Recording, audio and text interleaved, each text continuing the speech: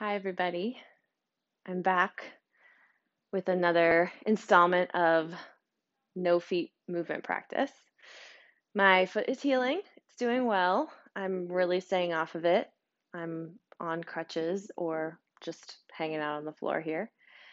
Um, and it feels good to just be still for a little while. I'm weirdly enjoying it normally. It makes me feel very uncomfortable, but something shifted. Maybe it's Mercury retrograde or just I'm growing. Um, so yeah, let's move together. Again, you can do this practice if you have two working feet, or if you don't. This is a great thing to do if you do have to be on crutches for some reason. Um, I'm bulking up with my crutches, so we're going to do a little upper body practice as well as some core and hips today. So I'm going to come on up. I'm going to kneel. You can stand if you want to stand, or you can sit if you want to sit. So I'm going to just find the collarbones. Find your collarbones. I'm going to tap them. They go all the way out to the shoulder joint. You can feel a little knob on the top of your shoulder, right above the arm. And if you move your arm, you'll feel like a little bit of movement. That's the end of your collarbone where it meets your shoulder blade, your scapula in the back. They come together at this point. If I walk back, you might find that there's some tenderness. Make sure you do both sides. But if you do feel any tenderness here in your collarbone somewhere, that can be the source of some shoulder tension or cracking or stickiness. So if you do have any of that from time to time, take a little massage of your collarbones and see if that helps. Our collarbones come toward each other, facing each other right on either side of the midline, right on top of your sternum bone. So these collarbones rest on our sternum. We have the support of our arm that comes all the way down here, right? So we don't have to actually lift our arm out of our body because everything can flow down.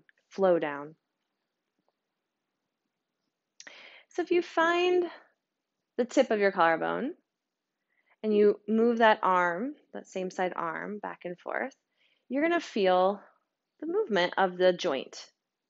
So this spot here on either side where the collarbone meets your sternum is the only bony connection to your arm to torso.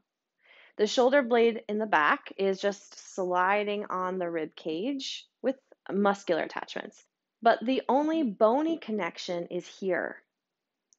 And this joint pivots as the arm swings up, that joint pivots down into the sternum and down through the body, really down into the core. So I invite you to just swing both arms or one arm out and in a few times. This is our warm up. And feel that swing of the collarbone. So it swings down into the sternum, right? And it pivots like this. This is a dramatic variation. That's my collarbone, right? So if we're doing this with our collarbones, then we don't have to pick our arm up from our shoulder blade in the back, right? We don't need this when we have this. So swinging the arms, let's take a few more rounds and then let that go. We're going to come down to sitting. I have been hobbling and hopping, etc. And I know from experience that even if you have two working feet, that your calves get so tight. So we're going to do a little self-massage now. You can rest your leg on a cushion or just on the floor. And I'm going to hold mine since I'm not supposed to let it touch. It's supposed to not wait there. And I'm just going to take my other hand and squeeze down and back up along this calf muscle. And as soon as you start doing it, you might be like, oh, wow, I had no idea. You can make little circles. You can get your thumbs in there. I'm going to be kind of gentle on this side since it is my tender side. If you are working with a more extreme injury, you also could just have your hands on either side of your leg without touching, and that is a very gentle but healing practice. Then, after you've massaged the calves, we're going to lightly tap the tibia bone and the fibula bone. Those are the two bones of our foreleg. You're just going to lightly tap. I'm going to not really tap, but you could get a little more if your legs are okay. And I'm going to just tap up and down. And this just puts some vibration into the bone, waking up our marrow. And we'll do the same on the other side. So a little bit goes a long way. Do a little massage. Maybe start to take some deep breaths, slowing down.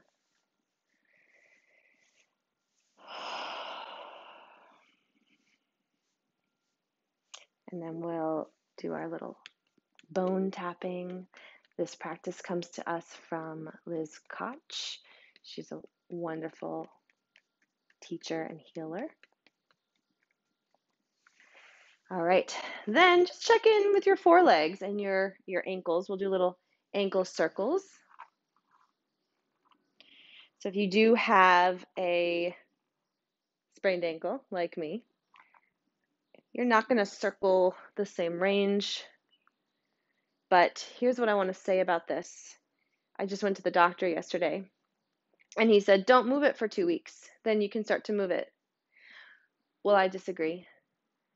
If I don't move it for 2 weeks, and it does depend on the injury, mine is a more soft tissue than it is bone fracture, it turns out. If I didn't move it at all, it would be stiff and it would not get as much circulation. When I say move, yes, I don't want to step on it. I don't want to make big circles, but a little toe wiggle or a little small circle with the ankle in a range that doesn't hurt is good. So take that for what you will. I am listening to my body and I know it's right, and you should listen to yours and do what's right for yours. Now that we've done our ankle circles and our lower legs are warmed up, we're going to come down to the mat. And once you get settled on the mat, I'm going to bring my legs back up since I can't weight bear on my injury. If you tried the video that I did previous to this one, you will have noticed whether or not this position feels okay for you. If it feels really hard to keep your legs up without tightening your core or extending your neck or doing something funny like this, then put your feet up on a chair, right? So you can imagine my heels are resting on a chair. This is perfectly acceptable for the work we're going to do today. Bringing my legs in does require more core work, but I want that sense of sinking backward, not just because I'm tightening and pulling down, but because there's a lengthening and an expanding through the front body and the back body, and I'm resting on the ground. I'm not bracing against it. So set yourself up either with the chair, and please be honest with yourself, because if you think you're fine, but you really feel like you start to tighten as we work, as we start to move, then you're actually not really doing yourself a service. So get the right props. We'll strengthen from there. So whatever position you're in, we're going to have the arms down by our sides. Take a deep breath in. And we're gently going to exhale, draw the pelvic floor muscles in, the belly sinks, and I'm just lengthening my neck. And we'll do that a few times. Inhale, feel everything expand, belly, pelvic floor. And exhale, drawing in and up with the pelvic floor. The belly sinks back, but nothing is changing in my structure. I'm not flattening my back. I'm not tightening my ribs. And I'm just lengthening my neck in case it wanted to collapse toward the ceiling. And then one more time. That exhale gives me that sense of inner drawing in. So I'm going to keep my arms down by my sides. I'm going to kick a leg out and in 4 times. And as I do that, I'm going to notice if I'm arching my back to bring the leg out. I'm going to see if I can actually keep drawing in. And after 4, go to the other side. And then after your fourth one, going back to the first side, we're going to kick it out and then lengthen it down, hovering off the floor, kick it back up and bend in, same side 4 times. I'm breathing to keep movement in my core, not to tighten it and grip it. Last one, then come in, other side, out and down. And then one of the ways to pay attention to this is your shoulders. Are your shoulders hiking up? Is your neck tightening? Last time here, and bring it in. And then you can just give yourself a rest if you're holding your legs up. Maybe make some circles in the hips, going both directions. And then we'll keep the legs up. Again, if you want that extra core challenge, keep the legs up. If your legs are fine, you want to bring them down here, you can do that, or feet on the chair. So whichever you're doing, we're going to take those arms. Remember our nice collarbones. So we're allowing the collarbones to roll up, to take the arms up overhead, and to roll down as the arms arc down. So they're rolling up the body and rolling down. And I'm allowing that to happen there at the collarbone level so that there's freedom in the shoulder joint. So keep going one more time.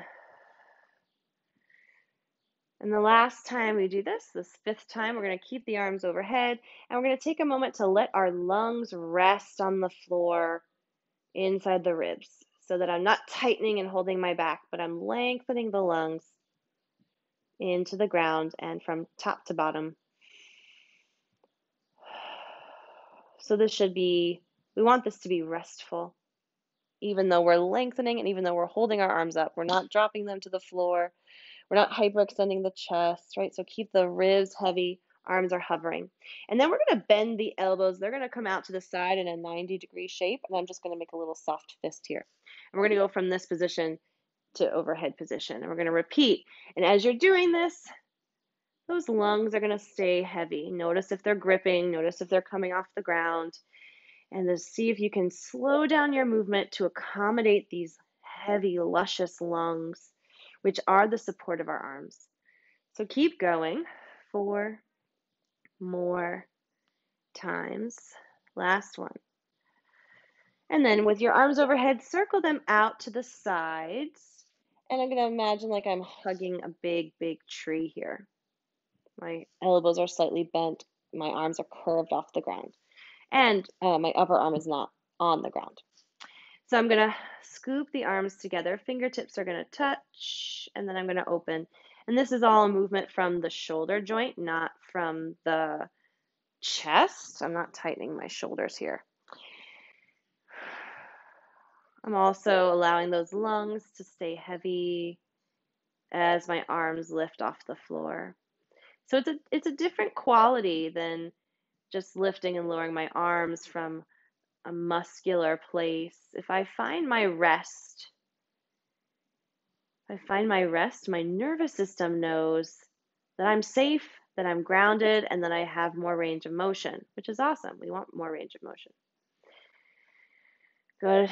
One more time, everybody. And then we're going to reach the arms up to the ceiling, straight arms, parallel arms. And so now I'm going to take that right arm, I'm going to raise it up toward the ceiling. I'm going to lift my lung following that arm. So this is different than if I just pulled my shoulder out of my collarbone. Now my collarbone is no longer really connected. I'm just going to force that shoulder up and lift my lung on the ground. So I want to actually feel like I can roll my lungs over to the left side as the right one lifts. And I'm going to just reverse that and do the same on the other side. Breathing. Ooh, I got a deep breath there and a little crack. So I'm massaging the lungs, the back of the lungs here, into the floor as one arm gets a little higher and the other arm droops a little bit. See if you can get this. Maybe it feels a little sticky. Maybe you feel like you're wanting to pull yourself off the ground. If so, melt or yield into the ground a little bit more. Last time. And see if you can just come back to center and let those arms come down. With the arms resting, let the shoulders rest. Let the lungs rest. I hope that feels a little more open for you without us having to yank open the chest. So again, feet can be on the chair for this one, on the ground, or in our tabletop. I'm going to put the hands behind the head. And now, since we did that rolling side to side of the lungs, now we're going to roll from the top to the bottom of the lungs to lift the head. I'm going to start with a breath. Exhale, find that pelvic floor connection. Then roll through the mouth, and then the ribs, the lungs, excuse me, are going to follow, finding that curve, and then rolling back down. So see if you can get a roll through the ribs here. And I'm saying ribs, but I mean lungs. Let the lungs, which is the soft, juicy organ, let that roll you up into this curve so that I'm not just yanking my head off the ground. It's really staying connected to my sternum as well. Roll it back down. With the legs up, it's a little bit harder.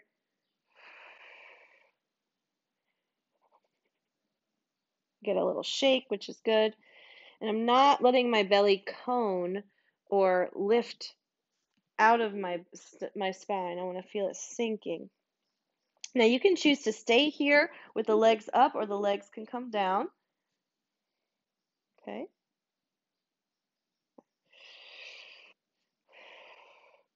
Now you can choose to stay here or bring your head back down for our leg work.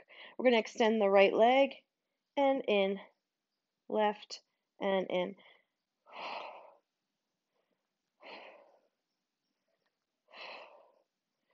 And I'm breathing, and I'm breathing. One more set, right and left. Here we go. And bring it in. Roll back down if you were up. Hug those knees and make some circles.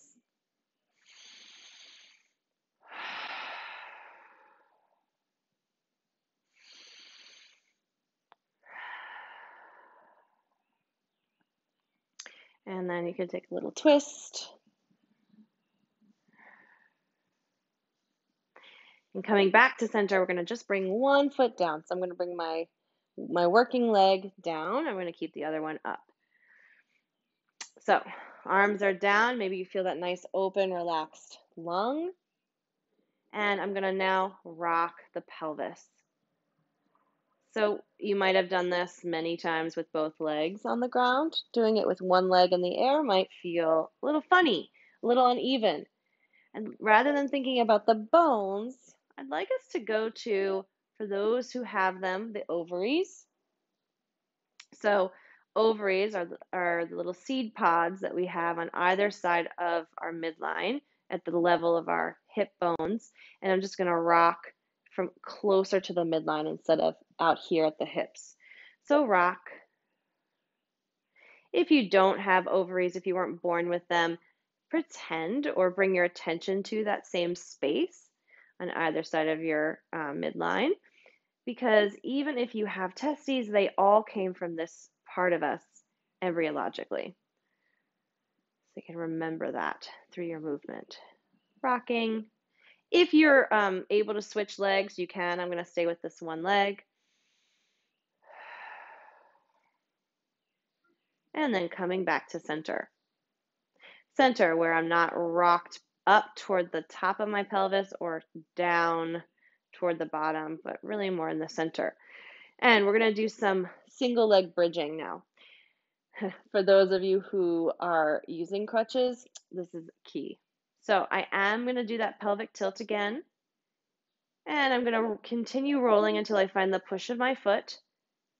Rolling up. Woo, and rolling down. So sometimes when we start this pelvic tilt, we feel the ribs tighten. If you do, pause for a moment before you lift to really settle them back into the ground. Then you can continue to roll through the lung, and you might even feel more work, more stability on that standing leg. Do 2 more of these.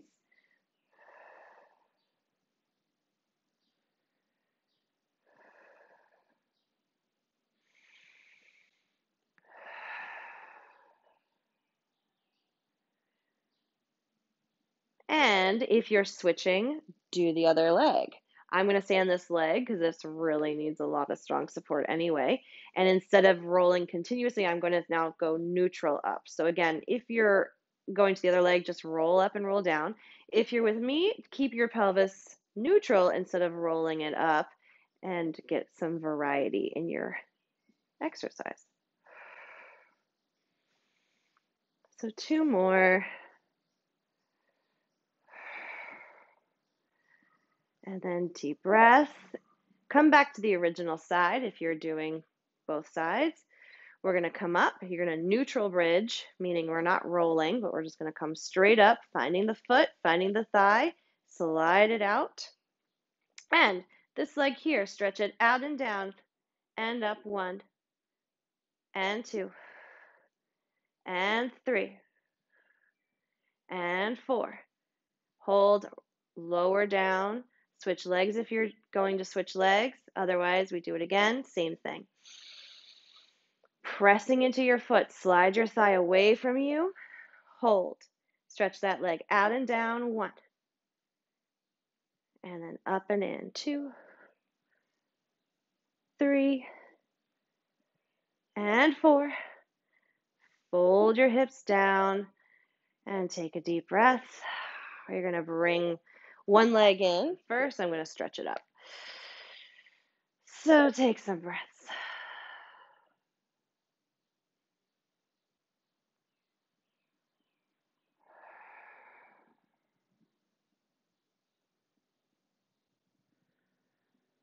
Switch legs.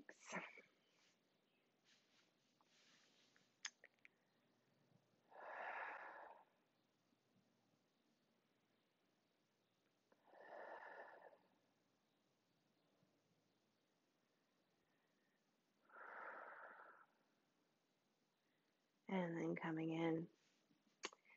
We're going to roll to one side and come on up onto our elbow. So I'm going to have my legs stacked on top of each other, and I'm going to have my elbow right under my shoulder, palm flat.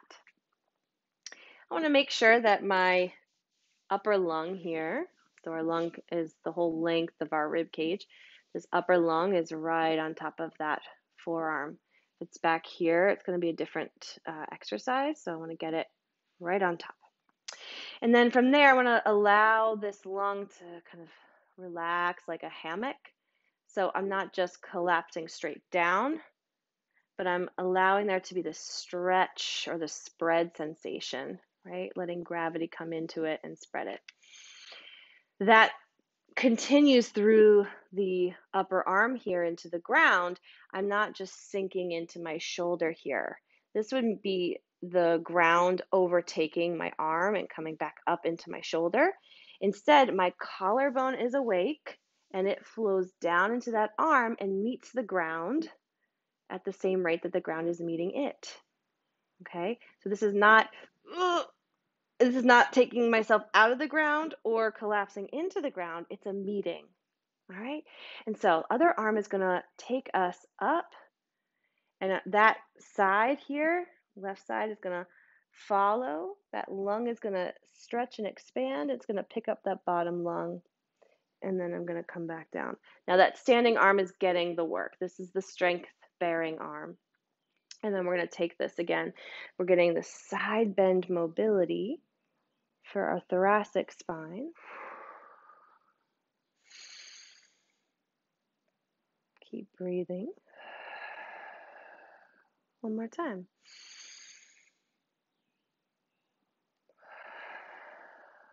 And then the arm's going to come forward. I'm going to reach forward just like we did on our back where we kind of rotated or rolled. I'm going to rotate so much that I turn toward that arm, and then this arm is going to thread underneath, and I'm going to create a nice twist. I can let that reaching arm rest as well. And then the right lung is the one that's part of the standing arm. I'm going to swing that under me to bring me back to my forward position. So I'm going to go forward with the arm again, reach with my left lung forward, right lung back, and then bring that arm through. So you're supporting yourself on your arm, but looking for rest, looking for moments and spaces of rest. Unfurl, and let's go to the other side.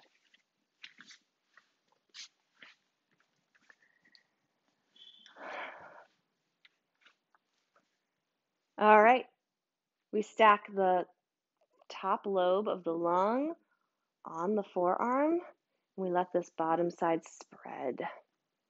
The top arm comes up, circling overhead.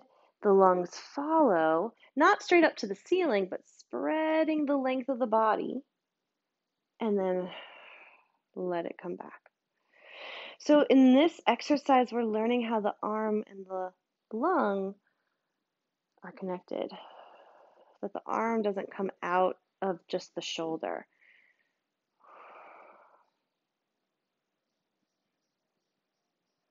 I notice on my left side, I kind of sink. So notice for yourself where the tendencies are. I have to adjust a little bit and do that for yourself. Adjust where you need. Where you feel weakness is really your gifts. It's where your wisdom lies. For anyone with scoliosis, this is an awesome exercise and super important. Go ahead and bring the arm forward. Find that rotation and that threading rest.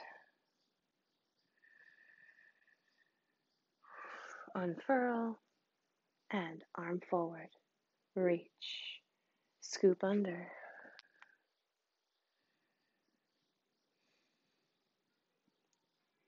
Unfurl. And then coming back up. So come back up to your knees. And like we did in the beginning, we're just going to swing the arms, noticing if you have some more freedom. Right? Maybe you swing the arms, right? And if you can swing the arms and allow the lungs to move, right? They just swirl around each other. It might feel a little more effortless. And so I invite you to play with this upper body strength that comes from freedom, comes from spaciousness, comes from connecting to our core outward.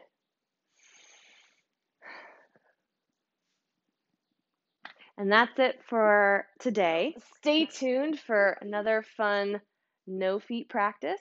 I'll see you soon.